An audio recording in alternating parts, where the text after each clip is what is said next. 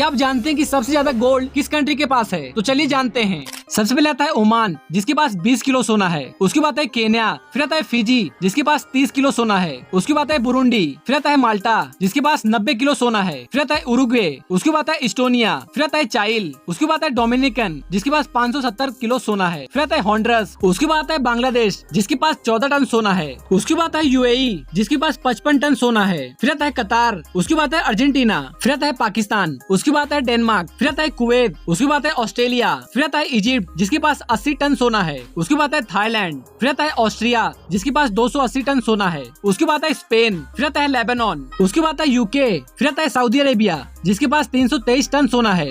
उसके बाद आता है टर्की, फिर आता है ताइवान, और फिर आता है अपना इंडिया, जिसके पास 711 टन सोना है। उसके बाद आता है जापान, उसके बाद आता है चाइना, फिर आता है रशिया, उसके बाद आता है जर्मनी, और नंबर 1 पे आता है यूएस, जिसके पास 8133 टन सोना है। वैसे आप किस कंट्री से हैं?